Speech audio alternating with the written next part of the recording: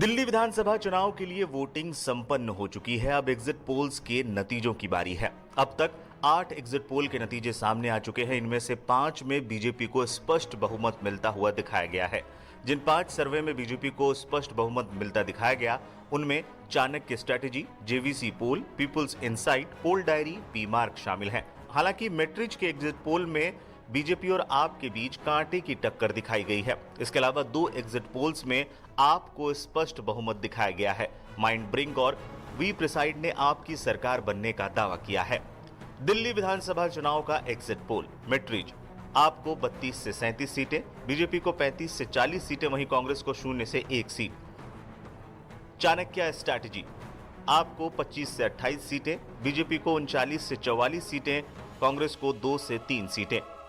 People's insight, आपको 25 से 29 सीटें, बीजेपी को 40 से 44 सीटें, वहीं कांग्रेस को 0 से 1 सीट। पोल डायरी, आपको 18 से 25 सीटें, बीजेपी को 42 से 50 सीट, वहीं कांग्रेस को 0 से 2 सीट तक का अनुमान लगाया है।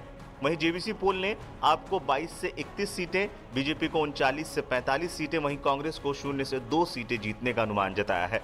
वहीं पी मार्क ने आपको 21 से 31 सीटें, बीजेपी को 39 से 49 सीटें, वहीं कांग्रेस को 0 से 1 सीट दी है।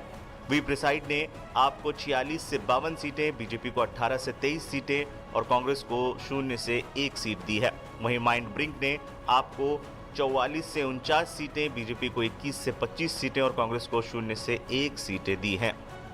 दिल्ली विधानसभा चुनाव के लिए मतदान पूरा होने के बाद आए एग्जिट पोल्स ने सत्ताधारी आम आदमी पार्टी को बड़ा झटका दिया है।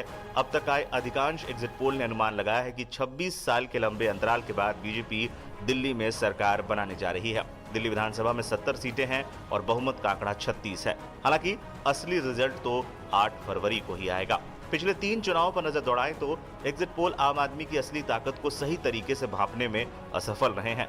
2013 के चुनाव में जहां एग्जिट पोल्स ने त्रिशंकु विधानसभा का सही अनुमान लगाया था, तो वहीं 2015 और 2020 के चुनाव में आपकी भारी जीत का सही अनुमान लगाने से चूक गए थे। अब देखना है इस बार के चुनाव में एग्जिट पोल्स कितने एग्जैक्ट पोल्स साबित होते हैं। और ये चौथा चुनाव है जो विधानसभा का चुनाव हमने एक आम आदमी पार्टी के तौर पे लड़ा है।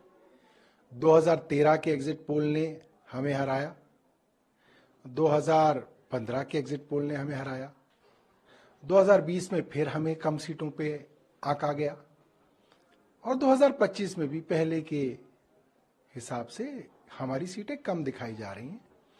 मुझे लगता है कि आम आदमी पार्टी को एग्जिट पोल हमेशा कम आंकते रहे हैं और उसका बड़ा कारण ये है कि आम लोगों की जो आवाज है वो अक्सर भारतीय जनता पार्टी के जो दबंग हैं वो दबाते हैं। डराया जाता है, धमकाया जाता है, तो एक आम आदमी अपनी बात एग्जिट पोल पे नहीं कहता, उसको डर रहता है।